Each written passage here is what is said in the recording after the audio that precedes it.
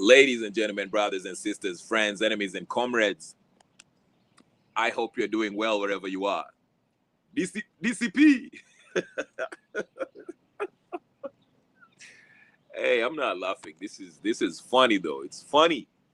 DCP! Skiza ground. Skiza wa Kenya. DCP! DCP! All right. Hey, listen.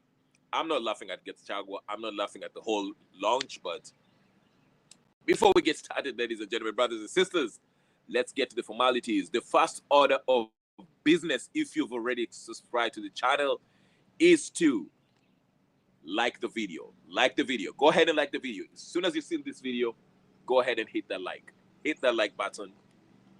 And if it's your first time and you're wondering what this channel is about Kenyan politics and world politics as it relates to Kenya. So go ahead and subscribe if you haven't subscribed. And if you've subscribed, the first order of business is to do what? Like the video. Let's get to it. We have quite a bit to talk about. I want to be holding you.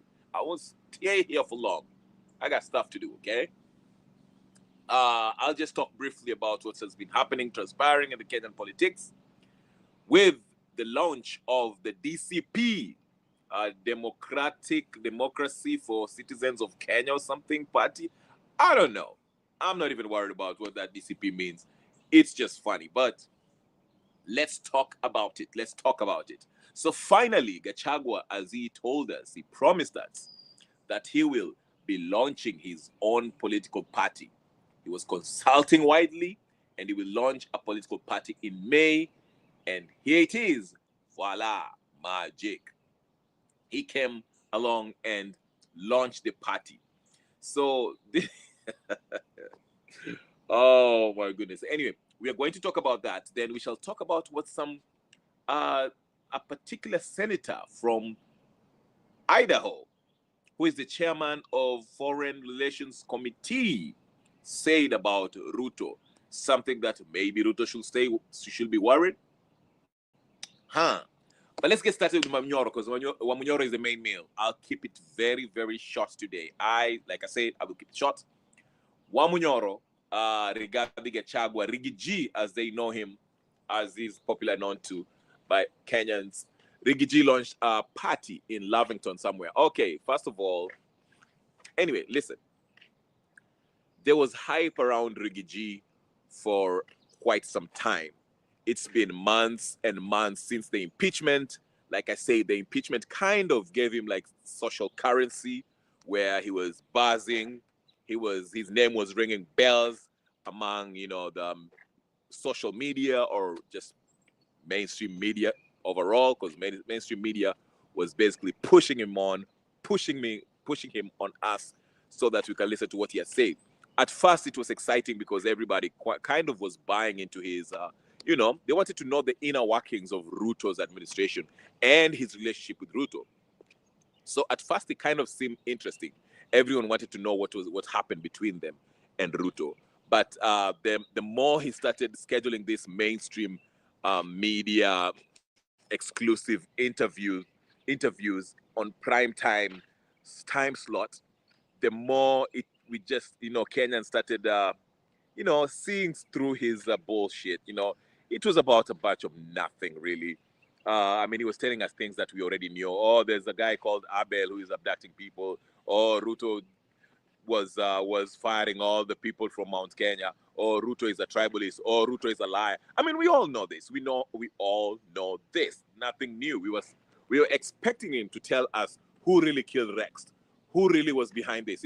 Something like that. But all in all, it became a circus, and very quickly, Rigathi Gachagua started becoming a nuisance. He was kind of annoying and was not saying anything really, really meaningful. Nakuona pale, nakuona. Kishi Mariam, karibu sana. Like the video, this first order of business. And all of you who are watching first order of business, if you're watching me on X, please come to YouTube too and hit the likes or subscribe button, okay? So yeah, so like I said, with time, initially when okay.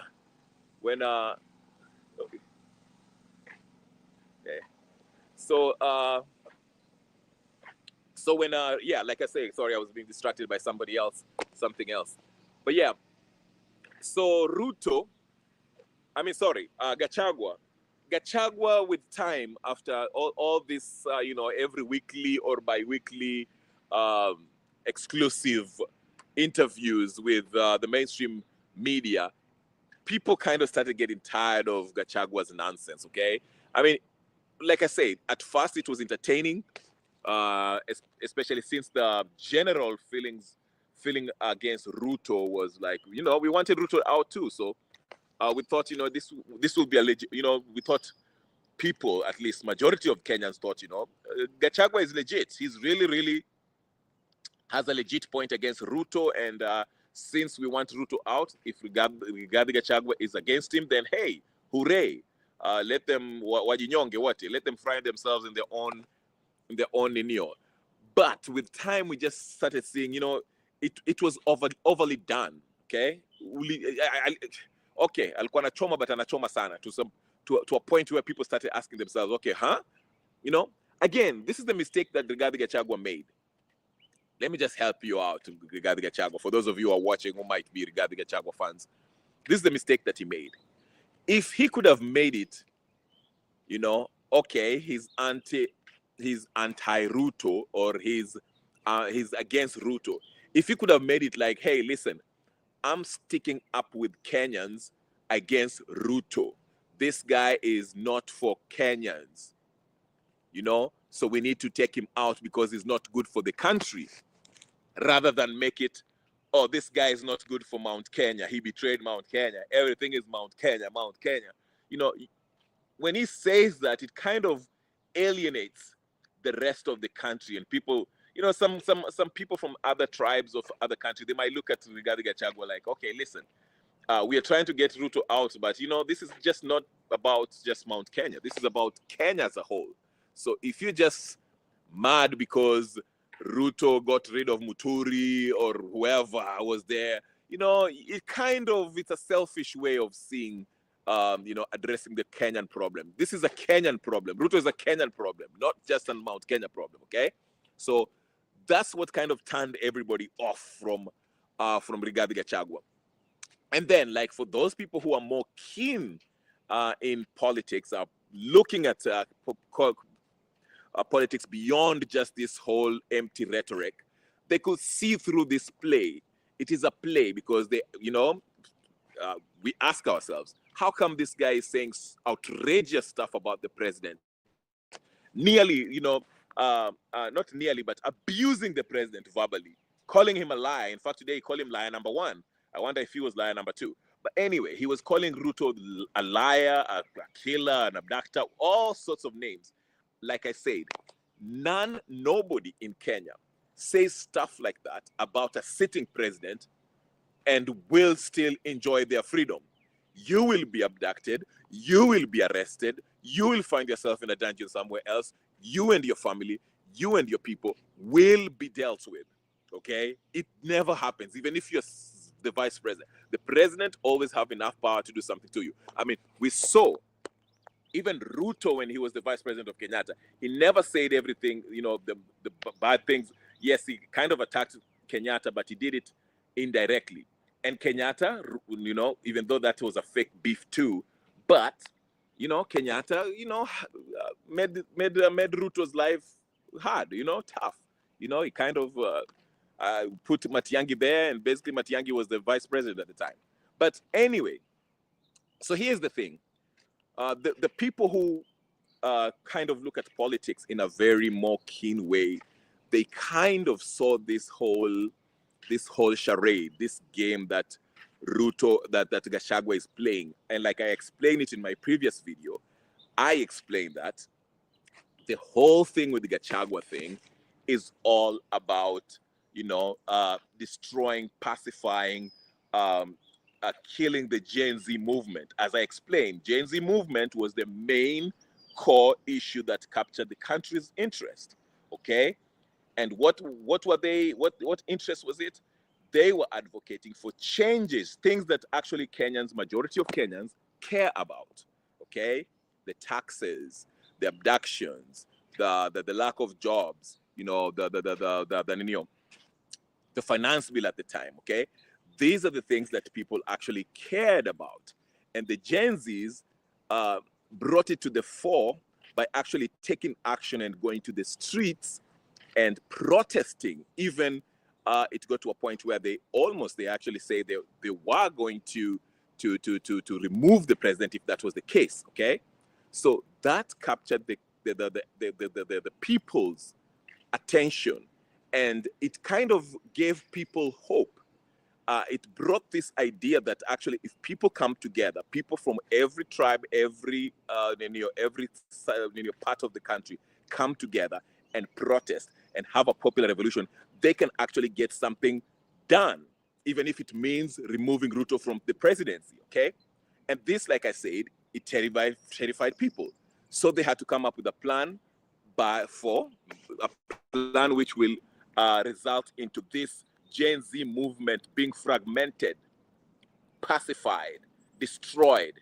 And they did so by bringing the tribal aspect of politics that we have used to, which is used to divide us, historically speaking. So they did it in a clever way by doing what? First, using this impeachment of Rigathi Gachagua. And I believe they made sure that it was unconstitutional for two main reasons. They made it unconstitutional for two main reasons. Reason number one, why they hastily, quickly, expeditiously impeached Deputy President Gachagua was they knew this process was unconstitutional, so that in the future, Gachagua can always win this case and be legible for running for presidency in the future. But in the meantime, they shall make this judicial appeal by Gachagua, or process of fighting his case, a protracted process. That way it buys time and maintain this whole fake beef between Ruto and Gachagua. But in the end, Gachagua will be triumph. Okay? He will win and continue running for and be eligible for run for presidency in the future. Okay? So they are protracting this process. It's a protracted process. They are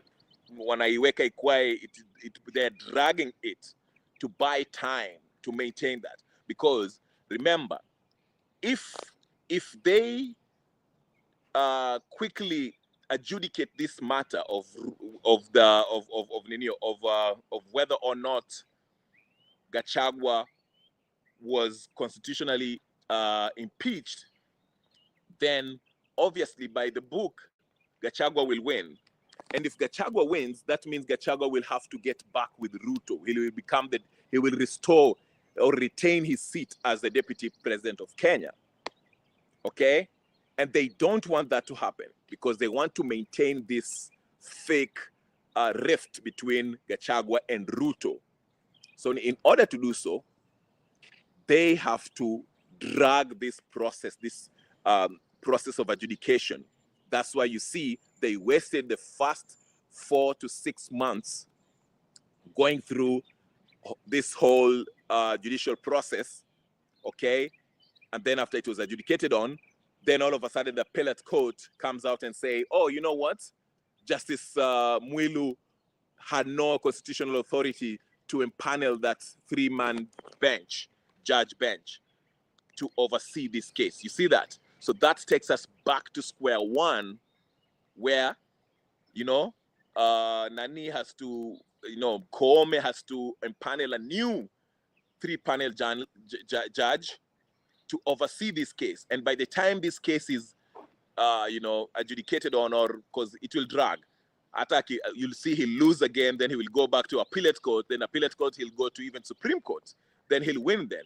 But in the meantime, by the time they go through this whole process, it will be already election time. Unasikia? Because it's dragging. They're dragging it. It's not by accident. Okay? They're dragging it. Reason number 2, the reason why they made it an unconstitutional process, okay, it was to do what? piss off the people of Mrima and give Gachagua ammunition to rally around the people of Mlima to side with him. Because now Gachagua can go to Mlima and say, Munaona, there's nothing constitutional about how they impeached me. Okay, Munaona. Ruto ni mkabila. He's ni mtu wa ukabila. Alishikana na Raila, then they conspired to remove me unconstitutionally. That way, he will find the gullible, not all, only the gullible supporters from Mount Kenya to rally around him to have that victim complex. Under siege, they're like as if, okay, some Mrima is under siege. Because the point is they're trying to lure the youth from the Gen Zs to side with Gachagua, so that they don't focus on this whole idea of what? Gen Zs, Kenyans coming together to fight against the system, this rotten system that gives us characters like Ruto and Uhuru and Gachagua, okay? So again, just to help you understand what I'm saying, the reason why, there are two main reasons why this Gachagua impeachment was expeditiously executed unconstitutionally, and they knew it was unconstitutional. The whole play on the Senate with Mutuse and all that, that was all a play. It was to show Kenyans, especially the audience there, the targeted audience was Mount Kenya, not only the country, but Mount Kenya youth, who were also part of this Gen Z movement. They were the target. They were the ones who were being targeted by this whole impeachment process, adjudication, judiciary process. Okay, iyo mambo yote. They were being targeted. That whole fiasco was designed to sway them from the Gen Zs to the Gachagua voting bloc support. Okay, again, two reasons why it was unconstitutional, why they obviously deliberately, two reasons why they deliberately impeached Gachagua unconstitutionally was because, number one, it was made to piss off the youth, the Gen Z youth who might come from Mount Kenya, the Kikuyu youth or Embu or whatever the case, the Gema folks, the young people who are in the Gen Z who are from the Gema. They wanted to sway them by appealing to their emotions. That's why you see the number one thing that Gachagua did was say, look how this process is unconstitutional. Their target us, Ruto is targeting sisi watu wa mlima. Ameshikana na huyo rafiki yake Raila huyo mganga. And they're attacking us. We, the people of Mount Kenya, we are under siege. To earn Gachagua some sympathy from the youth who hail from Mount Kenya. And understand? Because that is their target audience. All right? And number two, the reason why they deliberately impeached Gachagua unconstitutionally was because they wanted to drag this process, okay? This judicial process. They wanted to drag it such that by the time this whole matter is resolved, it will be time for what? For elections. That's why Mwilu aliweka hiyo panel ya 3 judges, knowing very well that she was not qualified or she did not have the constitutional authority mandate to empanel the 3-man bench. But she went ahead and did it at night. Then the matter was dragged for a month. Then after that, okay, Gachagua lost, went to the appellate court, and it took again a couple of months for the appellate court to actually decide that Mwilu had no constitutional mandate to unpallet that three-man judge, which nullifies the whole process. And now it takes us again to what? To the beginning. So he has to start the process anew, which again it will be another protracted process, because by the time Koome empanels a three-man bench, by the time that bench really convenes and the kesi ianze tena, na wakati hiyo kesi iamuliwe, then again Gachagua will go to the appellate court again to appeal the decision, and then maybe he might lose that one and then take it to the Supreme Court, and by the time the Supreme Court wakati hiyo kesi, it will be time for elections, because we only have what, 2 or 1 year before the next election. So you see how they played it. They thought about it, and that's why they were doing what they were doing quickly, mbio mbio, because they knew they were breaking the law, because they knew they wanted to do what?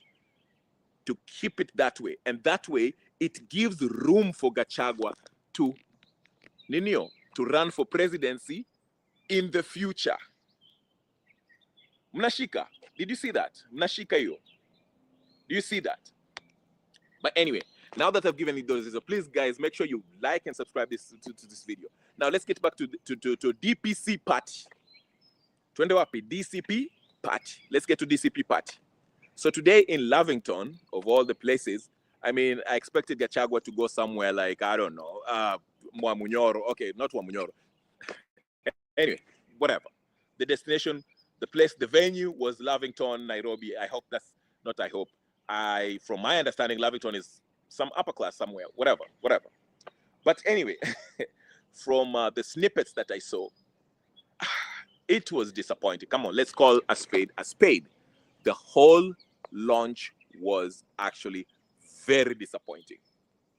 First of all, I do not know if Dorcas chose that outfit for Gachagua, but whoever did so is not Gachagua's friend.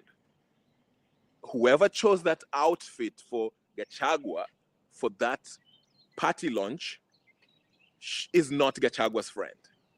This man walked out in a freaking Chinese Bruce Lee outfit, Shaolin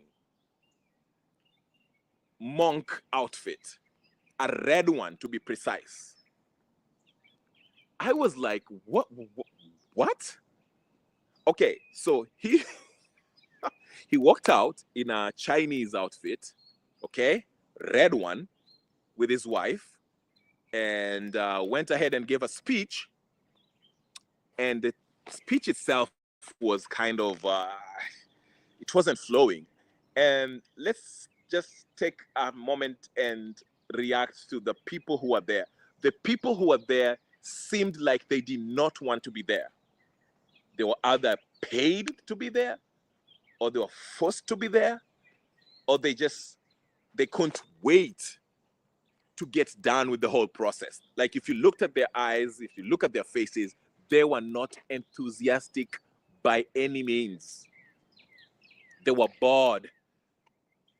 Even when Gachagua was screaming, nikisema DCP museme skiza ground. DCP! And they were like, DCP! DCP! And they were not enthusiastic at all. Listen, when Gachagua, like I said, all the hype, when he was going to Githurai, was it last week or a few days ago? When Gachagua was holding these meetings, when he was holding these rallies or whatever the case is, there were youth shouting. They were enthusiastic. They were screaming with him, yes, Ruto ni mwizi, mwongo, mwizi, whatever the case is. They seemed so enthused. Okay? It was like a neurosis spree. Everybody was happy. I mean, you know, they had a little bit of energy in them. They were screaming at the top of their voices. They were happy to see Mwamunyoro. They were shouting in agreement that Ruto was a liar. Like Ruto must go. Ruto has conned them. I was expecting to see the same vigor when launching this DCP party that we've been told about months before. I mean, he told us this in January. We were waiting for it. This was the grand finale. We were waiting for the excitements, the balloons, the hugs, the shouting. I wanted to see some politicians besides politicians from Mount Kenya. I mean, to be fair, Malala was there. Malala was the only non-Kikuyu politician. Okay? This was disappointing, Gachagua. This whole psyop by the state, by Gachagua, Raila, Uhuru, and Ruto, is not working. It's not effective. I'm sorry, Gachagua, but I think you're not doing a good job. You're not. I personally, I do not care about your politics. I don't care what you stand for. I think you are part of the problem. But I was expecting a little bit more. It seems like there's a disconnect between what happens in your rallies and what's really on the ground, to speak on the speaking of the ground, okay? Wakenya mnasikia? This was a disaster. It was borderline embarrassing, an embarrassment. I was expecting to see more from Gachagua. You understand what I'm saying? So I was disappointed personally. It was bad. It was bad. Like I said, from the outfit, the choice of outfit that he used, I don't know if he was showing an alliance to the Chinese. That's why he was wearing that red Chinese outfit, a Shaolin. I don't know what it was. I only say if you go to a Chinese restaurant or a massage parlor, you'll see them wearing that outfit. Okay? That's not the outfit you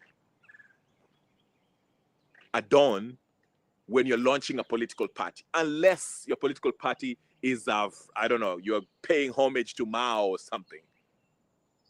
You're launching a communist party or a socialist Maoist party, then I will understand that. But I just don't understand that whole outfit. Okay? So Gachagua, I don't know what you're doing. I really don't know who's advising you. I don't know, but that was a disaster. I'll go ahead and call it a disaster. I'm sorry. I'm sorry, but not sorry. That was a disaster. Gachagua, this is a disaster. I believe, this kind of signaled the end of your shenanigans. This is the beginning of the end of your shenanigans.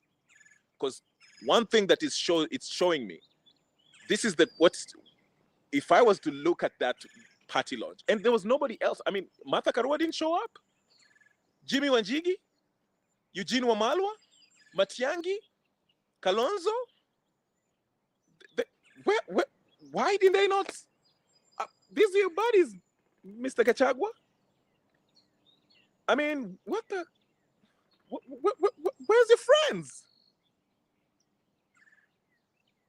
Where are your friends, Gachagua? Where's your friends, Gachagua? I expected to see Eugene, at least, listen, at least when Martha Karua was rebranding her bullshit political party, he had Wamalwa there, he had Gachagua, you were there, you had Morara over there, he had Kalonzo, he had Jimmy Wanjigi, they gave some speech. I didn't see none of them. It was just you and some, I don't know who. Gachagua, I'm disappointed, Gachagua. Gachagua, I am disappointed. I am disappointed, Gachagua. You have to do better. So this is what it translates, what that party launch really communicates to me, to the people of Kenya.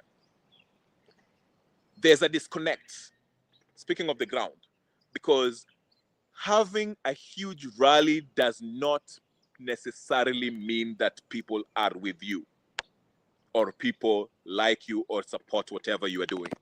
That's what it's showing me. That's what I took out from this. Did you hear that, Matiang'i?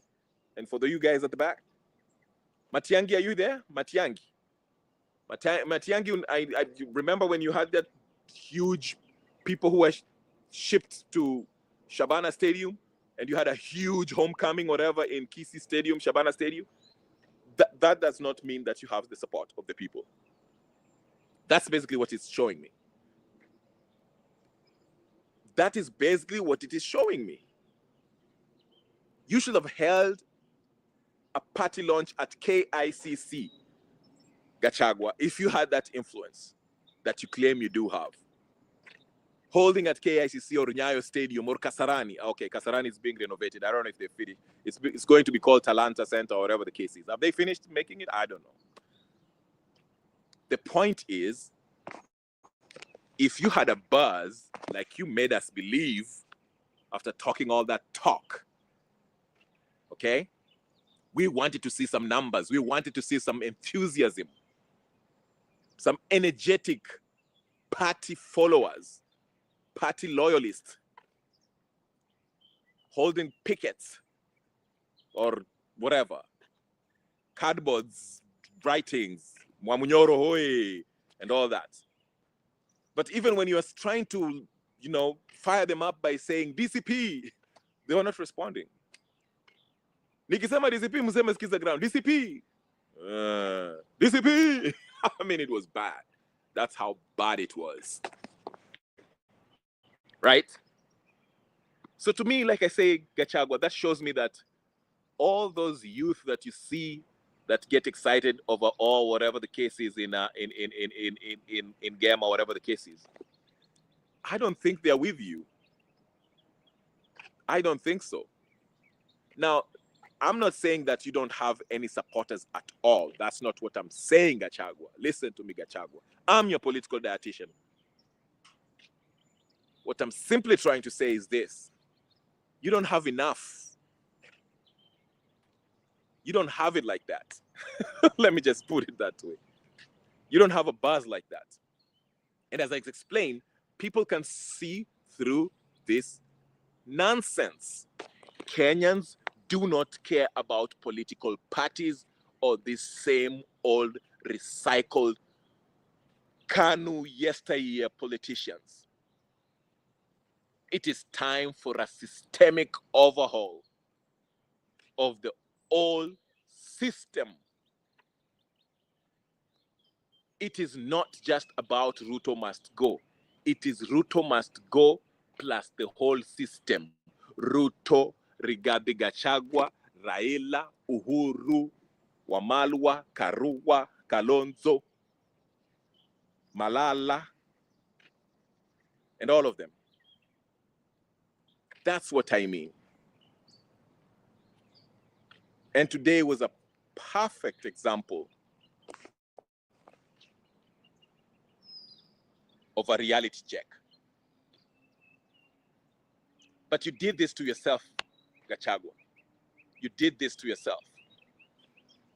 Like I said, and I know the whole, like I said, I've been saying this, and I'm glad somebody like Francis Gaito and others see it the same way. That this Gachagua project, Gachagua is a project. Gachagua project was all about trying to persuade the Gen Zs that come from Mount Kenya to extricate themselves from the movement by buying into this parochial, political, tribal, ethnicized movement of Gachagua, which is now called DCP. That was the whole concept. That was the agenda. Gachagua is not the only project. Raila is also a project. A failed one.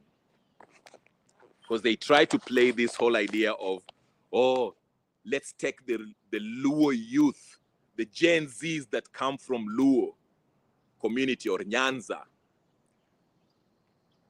Let's try to get them out of this Gen Z movement by convincing them that now their leaders who come from ODM are part of government. So it's their time to enjoy the fruits of being part of the government or being in government. But the reality is the youth do not gain anything from Raila joining Ruto in the government, just like they did not join anything. They did not gain anything when Raila got into the handshake with Uhuru Kenyatta. See what I'm saying? That it was also a project that's a failed one. So these projects that is being propped up, I told you, the attack on the Gen Zs, the idea of Kenyans coming together, regardless of tribe, politics, political party, or leader, was a dangerous one to the political class, oligarchs. So they created this multi-faceted monster that looks like an octopus with different, what do you call it? Fangs and legs and whatever the case is, arms, to scatter, to destroy this idea by using Wamunyoro to persuade the youth, the Gen Z youth from Mount Kenya, to go with Wamunyoro. The youth from Nyanza to go with Raila Odinga. Okay, then use somebody like Selassie, Casmuel, Morara, to take some of them. You see what I'm saying? That's how that project works. But this is failing flat on its face. Gachagua, I would argue, was the most effective of all of them because he had a buzz, like I said. He fooled some people after that impeachment. He seemed legit. He seemed like he was going to say something that will basically convince Kenyans that he's truly a reformed man. But he stuck with his guns of emphasizing on this Mount Kenya politics, which is fine. There's nothing wrong with advocating for your people. But as a person who was a deputy president of the Republic of Kenya, your rhetoric should have been more inclusive. Your struggle should have involved the whole country, not just Mount Kenya. But as we, political dietitians, when we looked at your health, your political health, Wamunyoro, we saw through the charade. You kept on emphasizing, ethnicizing, hii mambo ya Mount Kenya, but it is because you are put there to try to sway the Gen Zs from this patriotic nationalist movement into a tribal, regional, political persuasion that you represent through the DCP now. And it has failed flat on its face.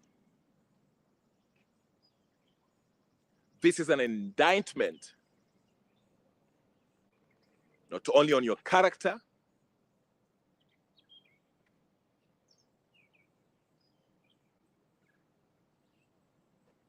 but on what you believe in as a person. I still don't know if there's anybody who can seriously, a serious person, a sober, serious human being would still be buying into this Wamunyoro stuff, especially after today. It's now crystal clear that Gachagua is a state project. It is clear as day. And to add something to it, if you go to Gaitho's X page, I think he has an excerpt, a statement from the Nairobi Masons, Freemasons, that names Gachagua and Muturi as members of the Freemasons. Something for you to marinate on, wherever you are, ladies and gentlemen, brothers and sisters. Now, on the second issue, let's talk about Ruto. Could it be that Ruto is in trouble? Is Ruto in trouble? Because I saw a clip from Citizen TV, by a U.S. Senator from Idaho. I forgot his name. I think his first name is James Risch or something. He's a senator from Idaho, and he's the chairman of the Foreign Relation Committee for the 117th Senate. Okay? Senator. He's the chairman of the what? Foreign Relations Committee. A Republican from Idaho. Well, you're not going to get a lot of Democrats in Idaho. I mean, you can, but you cannot. It's hard to be voted a Democrat in Idaho, okay? But anyway, that's besides the point. I know you're asking, what has that to do with anything? I told you, wild politics as it relates to what? To Kenya. So put the like button. Put the like button. Put that like button as I give you what you need, the nutrients that you need for this political meal. Now, this senator was making a speech about Al-Shabaab and Kenya, how Ruto, and he named Ruto to be specific, how, kind of that region, the Somali, Eastern African region is kind of not stable with the Al-Shabaab and stuff like that, okay? But what really kind of caught my attention was his mention of how Ruto was rubbing shoulders with the Chinese president. He specifically said that. He said that the fact that the United States have invested a lot in that region, East African region, as far as with the security apparatus, security setup, security involvement, whatever the case is, whether it's monetary help or, just giving them, training folks over there and all that stuff. He was disappointed that Ruto has decided to look to the east, to China, okay, the Chinese president, Mao, and this non-alliance nations. When I say non-alliance, I'm talking about nations that are not allied to the West. So I'm talking about China, Russia, India, Brazil, the BRICS, and others who are not allied to the West, the non-NATO nations, okay? Remember, Kenya was first voted or considered under Biden. Kenya was considered an ally of NATO without being actually a NATO nation, okay? Outside the NATO framework, okay? But now with a new president of the United States, Trump, it seems like they are not happy with Ruto, because Ruto seems to be looking at the East for help. Now, Ruto is an opportunist, as we know, like most of Kenyan politicians. He might be thinking maybe because he was Biden's favorite child. Now that we have a new administration, maybe he's thinking, you know what, these guys might not like who I am or what I do, my corrupt deals, my human rights records and all that stuff. I'm not the perfect puppet, so to speak. And Ruto, all he cares about is staying in power and looting and doing all sorts of things that he has been doing since he came to power, okay? So if the Chinese, listen, the Chinese are not the best of allies as we may think.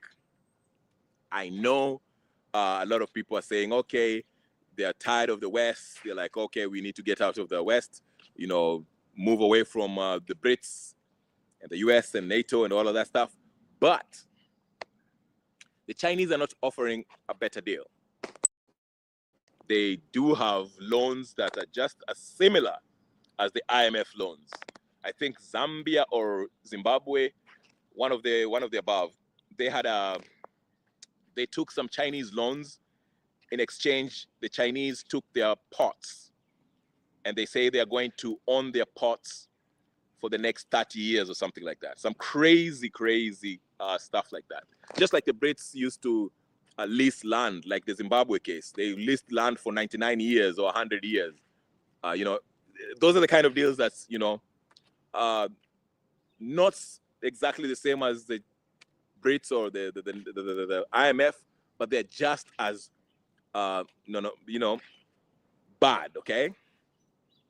So, like I said, Ruto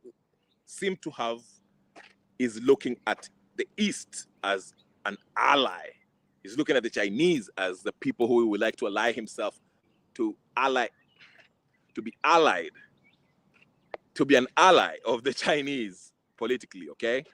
But this is making the West uncomfortable. And like I said, if you do your history, your homework on history, historically, if the West feel like you are not playing ball with them, they will start a process of trying to remove you. And I've explained here different means of how they can do it. Like I said, again, I keep on quoting this book by John Perkins, the guy who worked for World Bank and IMF. He was a CIA agent that was tasked with you know, selling these loans, these IMF loans to this developing economies such as South America, Ecuador, you know, Latin America, basically, okay? And he explains that, you know, usually if a leader doesn't play ball, they'll if they don't want to take these loans or whatever the case is, they don't want to toe the line, so to speak, there's different ways that they can take him out.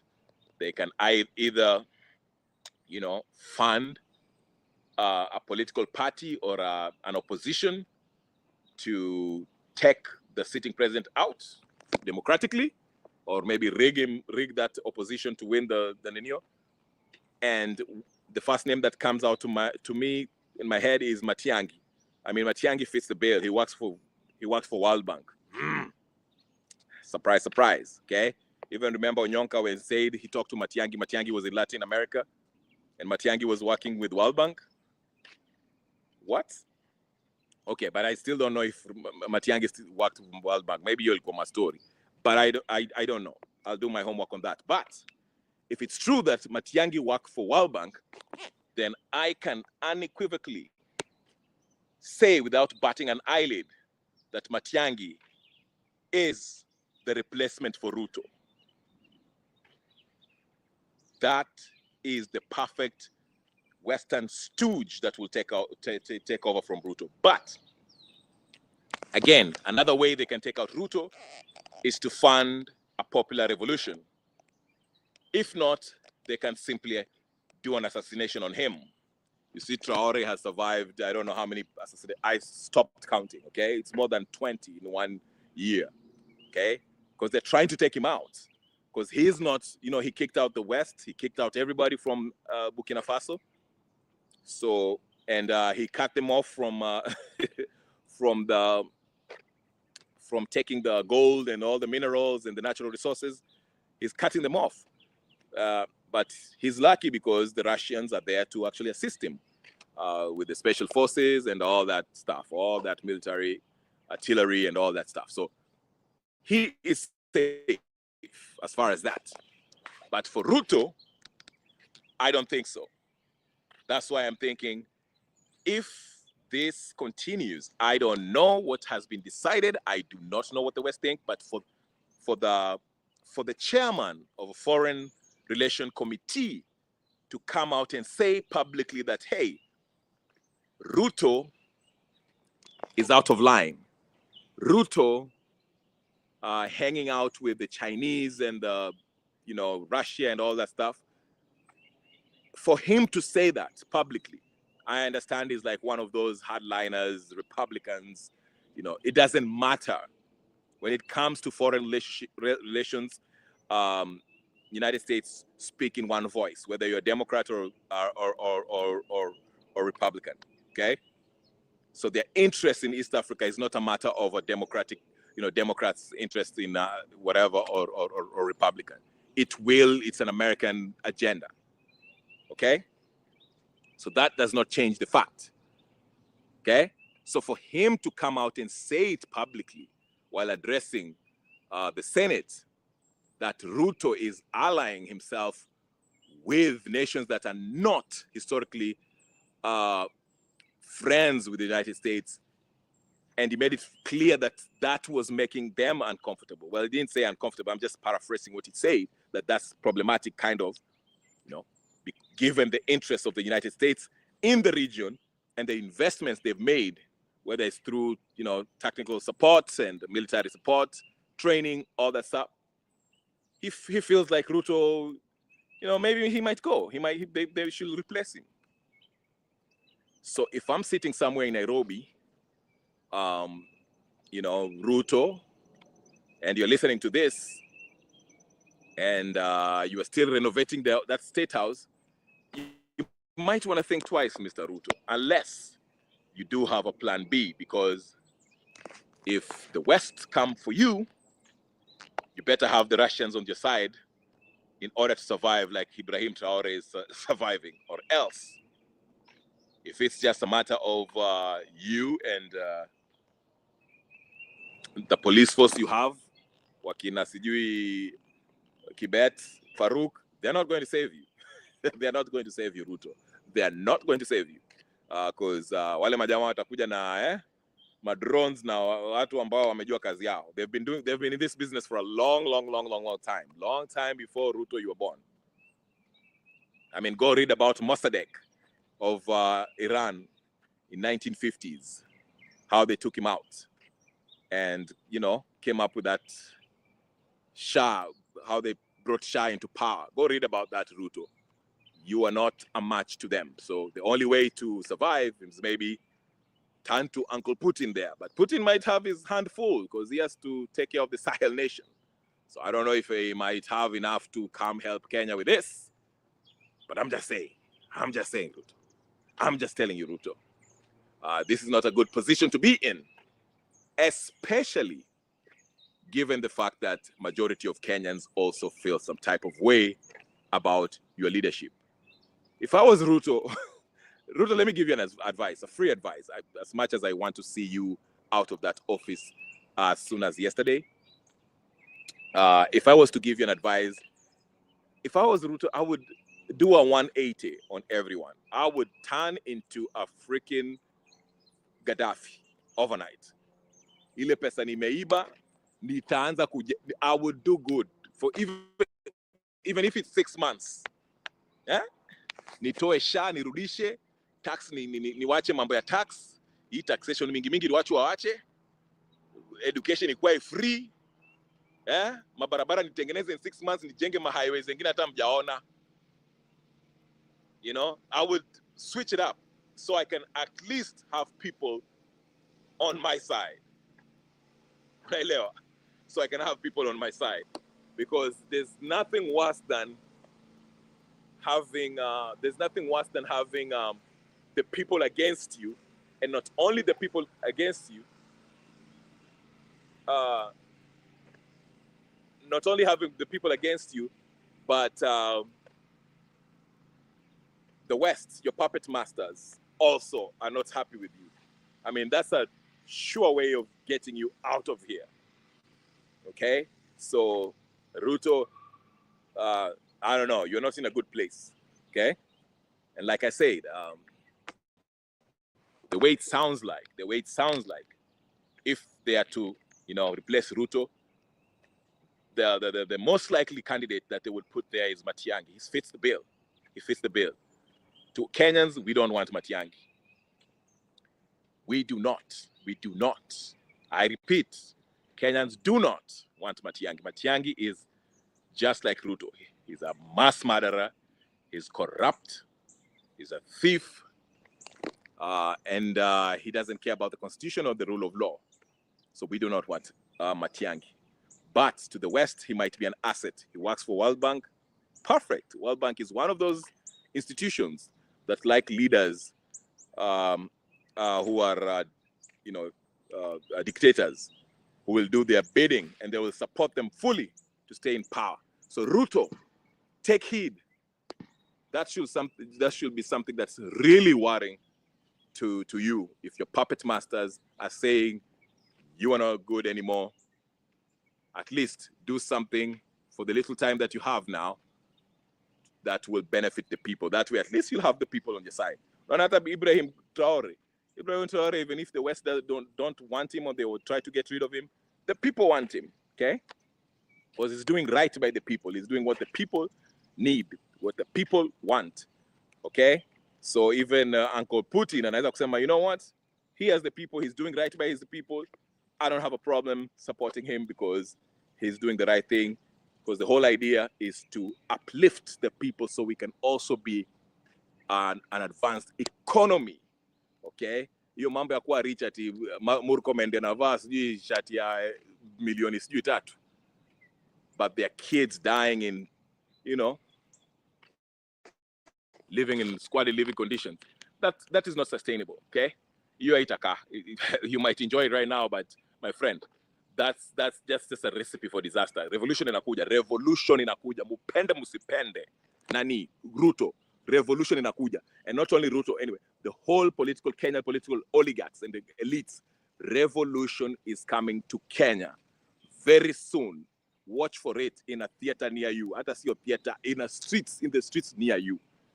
Wakenya wamechoka, and it's getting there. It's getting there. Kuna kakitu tu kitafanyika tu, kitu kadogo tu hivi, an event that will start that fire. Itaanza your fire. Unaona? So that is what I'm saying. Anyway, in summation, I want to again summarize what I've just talked about. I've talked about Gachagua's role in trying to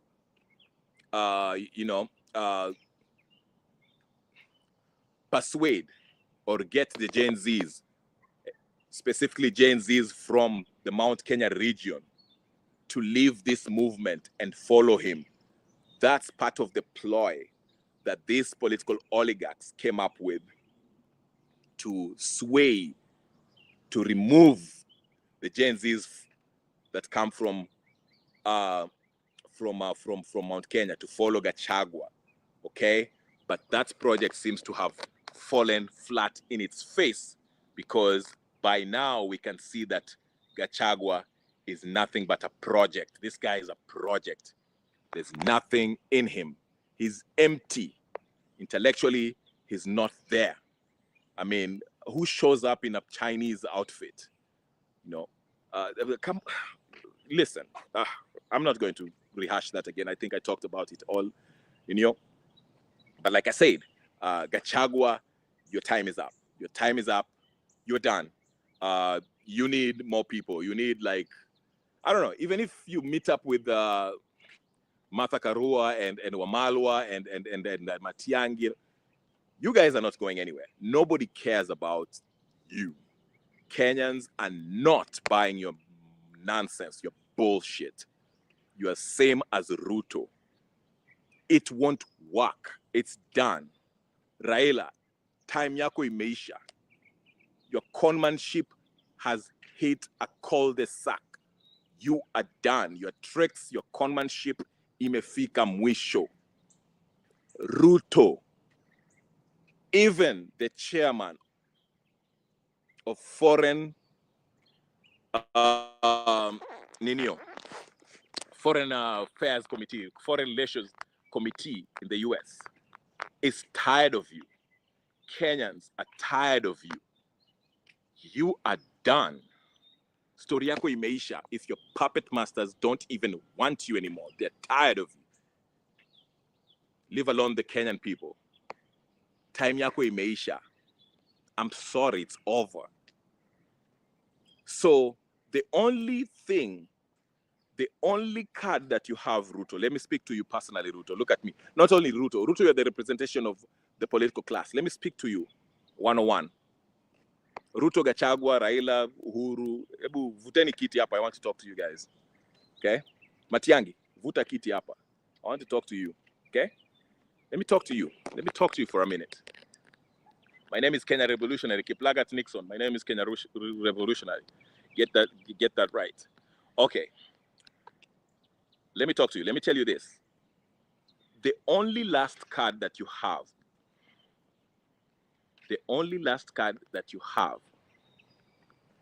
is to try this whole election nonsense that's coming up.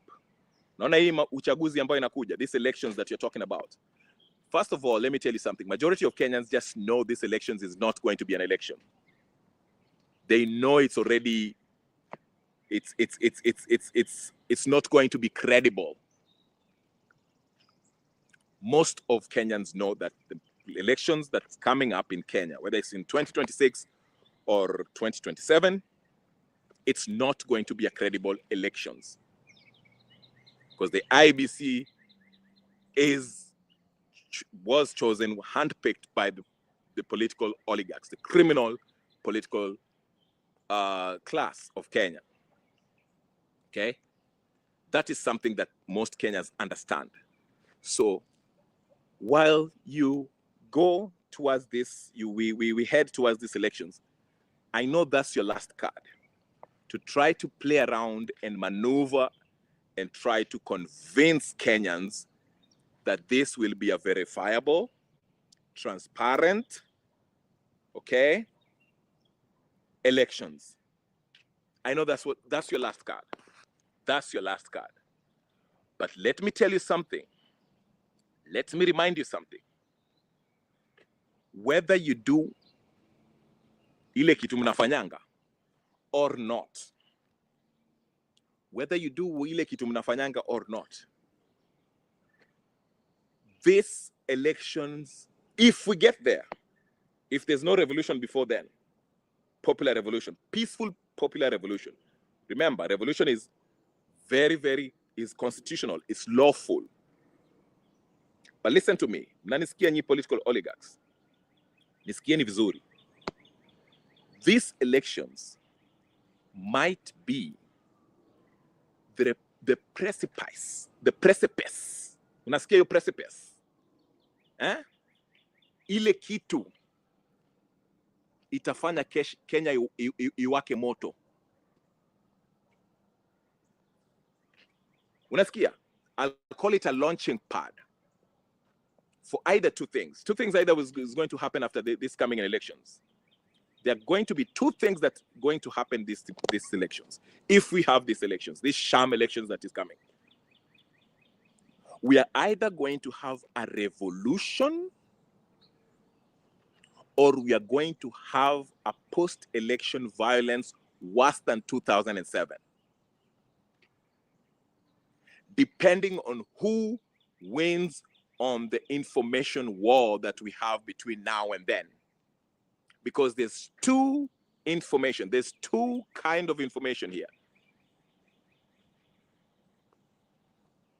Let me repeat this for the people sitting at the back, okay? For the people sitting at the back, nilikuwa Atuoli, unanisikia huko nyuma na hiyo tumbo yako imefura.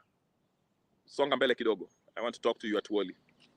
Come here, go to useless person. Oburu, kuja hapa hivi. We, nani, Raila, kuja hapa. I want to talk to you.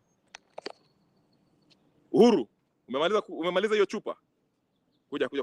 Kunywa maji kidogo, kuja hapa hivi. Na umemaliza hiyo bangi yako. Okay, come here.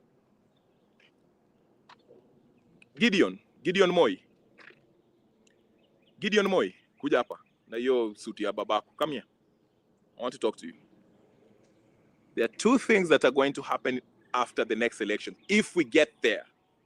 Because between now and then, there's an information war right now. They are the people who are running for election. All these people that are running for elections, hawa kina Maraga, sijui Okiya Mtata, Jimmy Wanjigi, Martha Karua, Matiang'i, Kalonzo, Silasia, Morara. All these people are state-sponsored because they know the system is rigged, but their main agenda is to try to get to lure a certain constituency. Nasikia? Kama Morara, you see he's trying to get the young, the Gen Zs. The Gen Zs are not buying his nonsense. Okay? He also has some influence in Abagusi community. But that one Matiang'i has taken care of. Okay? Wamunyoro ndio huyo, he's trying to get the Mount Kenya region. Okay? Kalonzo is Kalonzo, trying to get the Kamba nation. Okay? So you see what I'm talking about. Now, if we stick to that, yesteryear tribal politics, now to figure 2027 or 2026, whichever date we are going to have that elections, whoever is going to win is not going to be accepted. Whoever the court declares is the winner, well, the court doesn't declare the winner, but will uphold whoever the neo judgment is, it will not hold. There'll be no peace. Okay? There shall be post-elections what? Vita, violence. And it will be worse than 2007. I don't know who is going to be the victim. I don't know who is going to be the target, but it's going to be messy. Mnanisikia vizuri? And by the way, hiyo vita ikianza, nyinyi wakina sijui Raila, you will have no say. Hata mtakuwa na, you will have no control of it. Msifikiri ati itakuwa kama vile 2007 ati Raila anakuja anashikana na ninio na nani na Kibaki alafu everything stalls, that is everything stop. No. This time our wananchi wakiamua, if they are persuaded by this tribal politics, itakuwa mbaya. Hata no one will be listening to anyone. Moto ikishawaka. Or that was option 1. Option 2 ni Wakenya waamue kuwa hii mchezo ya ukabila ni ya upuzi, and go out there and protest. Popular revolution activated. People's popular revolution activated to remove whoever is in power, whether it's Ruto or Matiang'i at that point, or whoever, or Wamunyoro, whatever the case is. Now watamtoa kwa nguvu. It will not be a peaceful one as per se. The people will be peaceful, lakini Ruto or whoever will be in power, most likely Ruto, will unleash hell on people before he leaves. Before he leaves, he will unleash hell on people. Ataua, lakini mwishowe ataondoka. Those are the two options. So mimi nawaambia hivi, listen to me, because you know you can't just be highlighting the problems. You know, that's the reason why I don't like philosophers. Philosophers, they have wonderful theoretical ideas, but they never offer solutions. That's why I never liked philosophy. But anyway, here's a solution. And I know somebody is asking, like, who are you to tell us this thing? I'm somebody. I'm a political dietitian. The prophet from the wild. Joanna Mtembezi. Listen to me. This is the solution. This is the solution. Now that Ruto is unpopular, listen to me. I want you to listen to me. Songeni hapa karibu. Kujeni hapa, nani nakuona hapo wewe? Atuoli. Songa karibu kidogo. Hiyo tumbo yake imefura sana. Karibu Kalwale. Na hiyo ujinga yako ya bullfighting. Kuja hapa nikuambie kitu. Murkomen. Songa hapa Murkomen, na hiyo kipara yako ya ujinga. Come here. Wacha niwaambie. Let me tell you the solution. Now that the chairman in the Senate of the US, okay, chairman of Foreign Relations Committee, has highlighted that Ruto is not their favorite and Ruto amekosa ninio, why can't we Kenyan people take advantage of that? Tuendeni maandamano. Peaceful protest kama zile ya June 25th. Tuendeni. Kwa sababu now the West are not going to be behind him.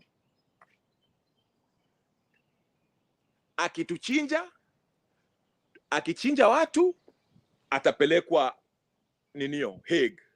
Kwa sababu this time, kumbuka, the last time, walimwachilia tu kwa sababu they wanted to guarantee wakienda presidency watamrig in na they do their bidding. Let me tell you something. If the West wants you and they want to lock you up, watakushika na watakufunga. Kama vile Charles Taylor na nani, Milosevic. Okay? Milosevic alishikwa na akamninio kwa sababu the West wanted him there. Uhuru Kenyatta alibambwa, lakini he was let go on one condition.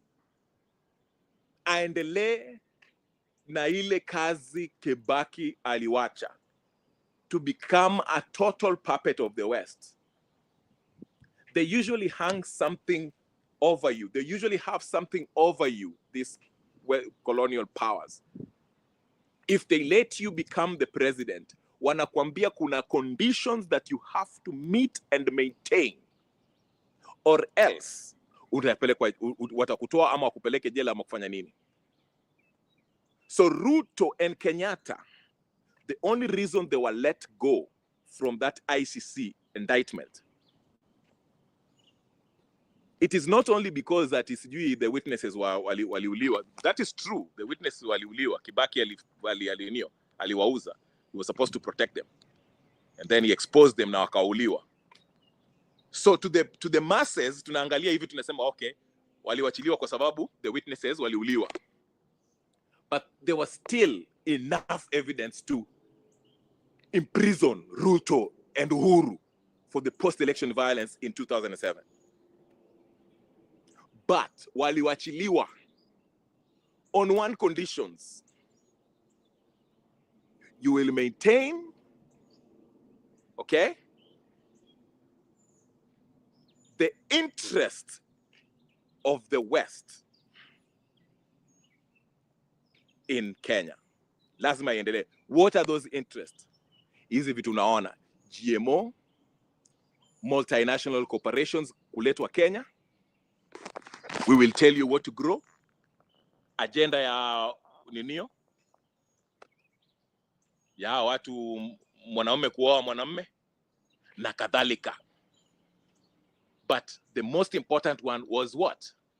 Every facet of your economy iko in control of your colonial masters. That is the agenda. And that's why Uhuru Kenyatta and Ruto were let free and they won elections, even though tulikuwa na ile vifaranga vya computer. Guess who was the observer who said that Ruto ameshinda fair and square? John Kerry. Huyu John Kerry wa kutoka hapa Massachusetts. Huh? Who do you think interest yake ilikuwa nini hapo? Fikirieni. So ndio nasema hivi the solution. I've been saying it 100 years, lakini watu wengine hata nikiwaambia hamsikii bado mnauliza ati, can you please tell us a name that we can vote for?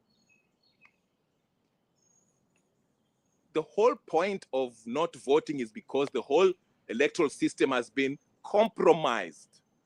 Why go vote in a compromised system? Unangoja results ikuje mbaya ndio uanze vita. I mean, come on, unless that's what you want to do. Wewe unangoja results ikuje mbaya ndio uanze kusema oh, kumbe hii kitu ilikuwa compromise kweli. Is that what you're waiting? That is why I'm saying, instead of waiting to 2027, nini? Saizi, through your Senator Idaho, ametuambia US haifurahi na hii mambo ya Ruto, hawafurahi na Ruto. So what are we waiting for? Let's take advantage of that. Tuende tutoe huyu jamaa through a people's popular revolution. Vile tulifanya Occupy Parliament, tufanye Occupy State House 2022. #Occupy State House 2025. Na mwaka huu hakuna ati sijui turudini nyumbani, tunakaa hapo mpaka nani atoke. Mpaka Ruto atoke. Na sio Ruto peke yake, na nyinyi wanasiasa wote. Ma CS na kadhalika.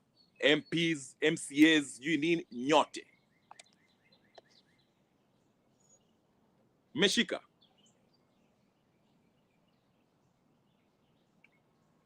Am I clear ama naongea kijarati? Naongea kijarati? Mnanielewa hapo? Mnanielewa? Oscar Sudi, umeelewa? Unanipata? Kibet, umenisikia? Muhoho, umenisikia? Tutawapeleka committee after that. Nasikia? Kaluma, tunawapeleka committee after this. After the revolution tunawapeleka committee nyote. Na kesi yenu itakatwa within 30 days. Hakuna ati sijui kesi inakuwa sijui tunawapatia time sijui utafute lawyer, hakuna. Kuwa na lawyer, ile siku umeshikwa tafuta lawyer, pigia lawyer yako simu.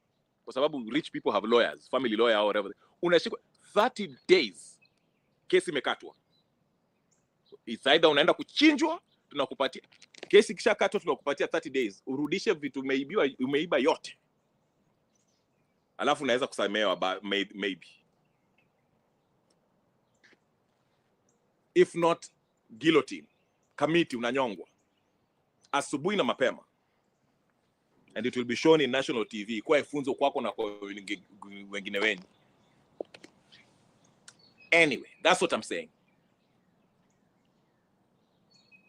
In finishing, I say this, ladies and gentlemen, brothers and sisters. I hope you've liked this video already. Like kini video and subscribe immediately. Like it. If you're watching me on X, go to my YouTube channel. Do subscribe, share, like, comment, na uweke your notification box checked. So that every time nikikuja mtanipata. Okay? Like I say,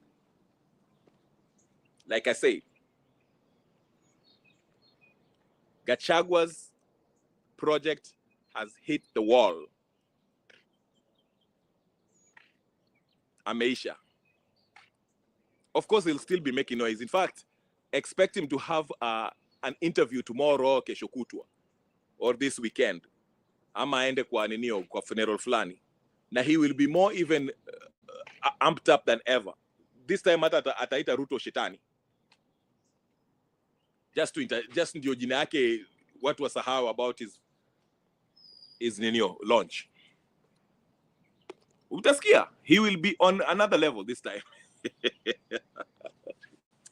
Gachagua, lakini siasa ya Kenya. So yeah, I'm telling you, Gachagua that was a disappointment, huge disappointment. But I'm glad he has been exposed. Like I say in Gaitho's page, I'm exposed here. Nairobi Freemasons wa Nairobi wamemname as a member. Yeah, na Muturi. But anyway, guys, that's what with that. Take advantage of how Ruto now that he has fallen off, this new administration doesn't fancy him for the mere fact that he is allied to the Chinese and others. It will be a perfect opportunity for Kenyans to stand up against him, because even the Americans will not come to his aid.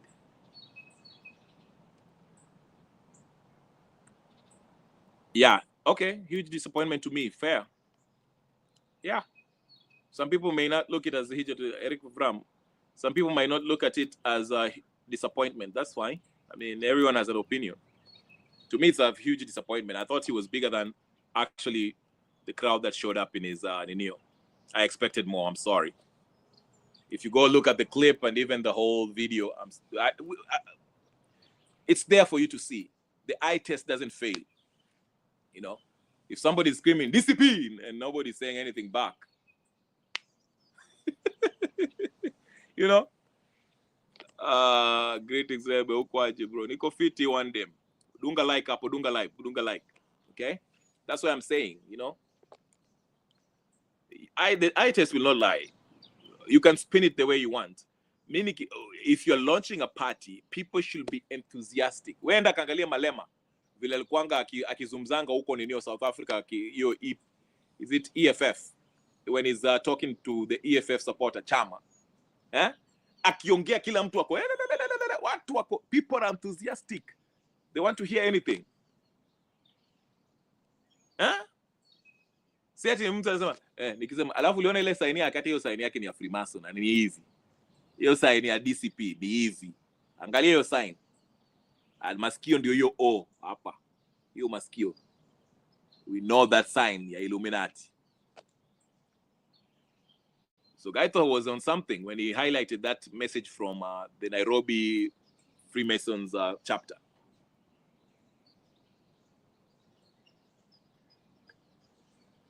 But you're nasema to Eric Avram, you're saying it's disappointing to me. I'm not the only one who thinks it was a disappointment. I'm just saying, this guy, go look at his rallies. Akienda kwa rally huko Ninio, huko wa Munyoro, whatever the case is, the youth are very enthusiastic.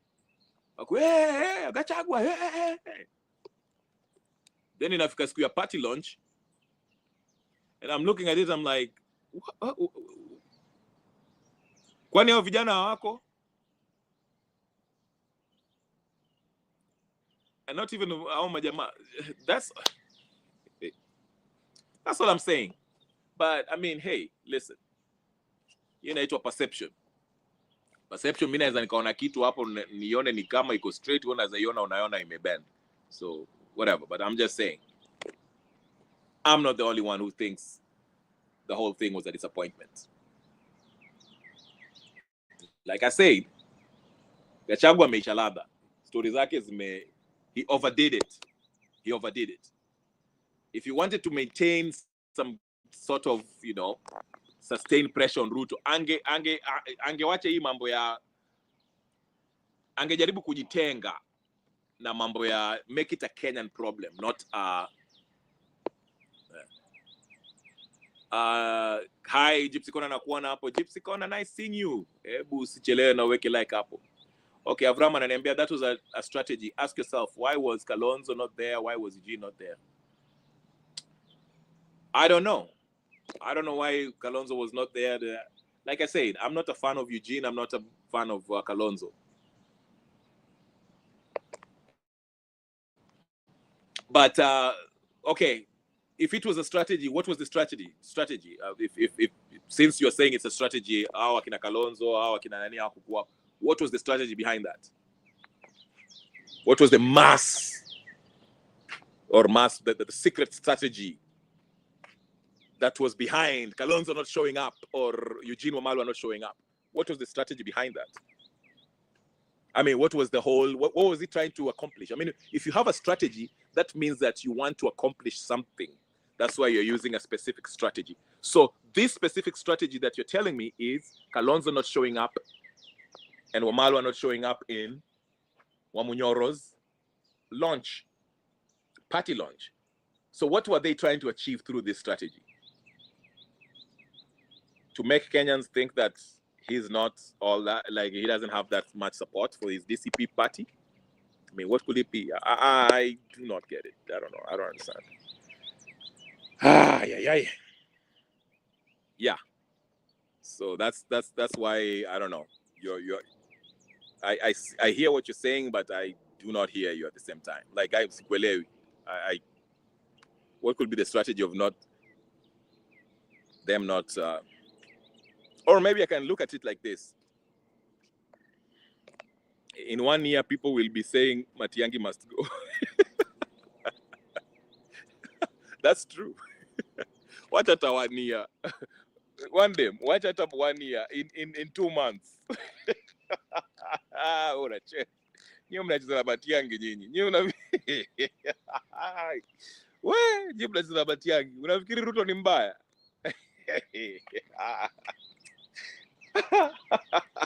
That was a funny one at 1 year. 3 months, Matiang'i akiingia hapo. Ji. Anaika tu Biblia chini mtasikia tu Matiang'i must go. Matiang'i must go.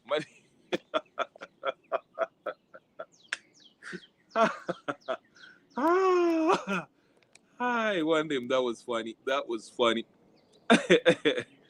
Yeah, I'm telling you. Okay, tuacheni jokes bana. Kuna, you know, no, I'm not saying you, Lenny. Nasema tu hivi, we can't be playing the same game and expecting different results. Hatuwezi kucheza hiyo game. Hatuwezi kucheza hiyo game. Ruto alitudanganya. Ruto alituenjoy. Ruto alitudanganya akasema mi nani amenitenga hapa? Kenyatta amenitenga hapa na amenifanya hivi. Akashikana na wewe mganga akamroga. And we were buying it. Sema wenyewe mganga ameingia kamroga.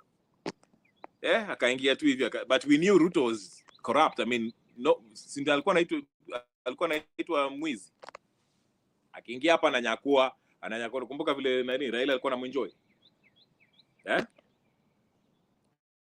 Alafu saizi that's a very true comment by one day. You know Matiang'i is corrupt. You know the guy is a psycho. He looks like Idi Amin. What do you expect? In 1 year, you'll start singing the same song. Then we shall waste another. No. We can't do that anymore. Unveiling another party, DCP, gives me the same feelings as PLP. I am sitting back and replying Kenya.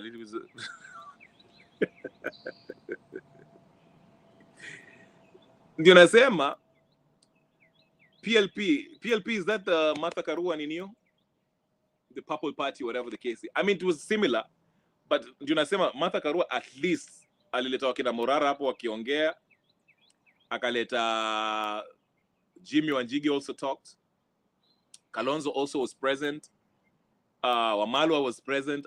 I mean, he had some useless people who kind of supported her, launch, which made it at least tafadhali. But for Munyoro, it was just flat out a disaster. I mean, did you see the Gypsy? Did you see the outfit? Somebody pull up that outfit. That outfit was, Jesus. Ile ilikuwa Sam Costa anasema but Matiang'i ran away from the country again last week and is the purportedly presidential candidate of the opposition.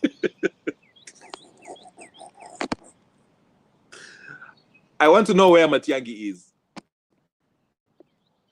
Matiang'i sinilisikia ameenda US. Matiang'i. Leo nilimwona, I don't know if somebody just posted the picture, but alikuwa na picha na Wamuchomba. Wamuchomba is also becoming a liability.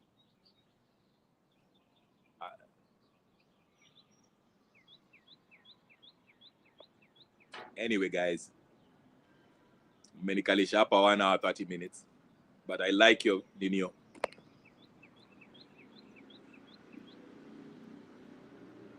Kenya is the land of comedy. Nakwambia, you can't make this stuff up. You cannot make this stuff up. Anyway, I thought a Nigeria was in the house. Who was that?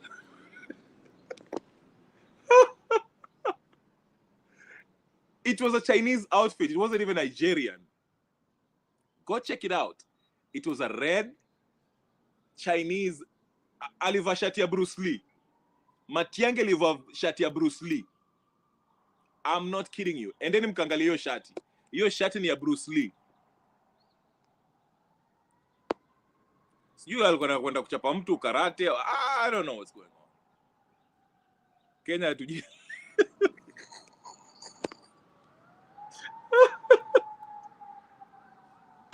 Minaambia segire Kenya. You can be whatever you want in Kenya. Misi wadanganyi. You can be whatever. Kenya kuna miujiza. Atuole alituambia shati yake utokanga Nigeria na nyingine inatoka Geneva. head of court.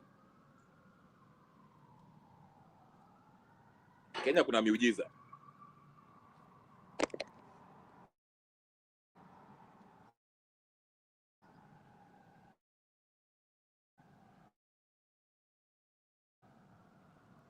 Alright. Na nini nasemaje? INS akisema foreigners wamekuwa wengi kuliko Kenyans. In Kenya,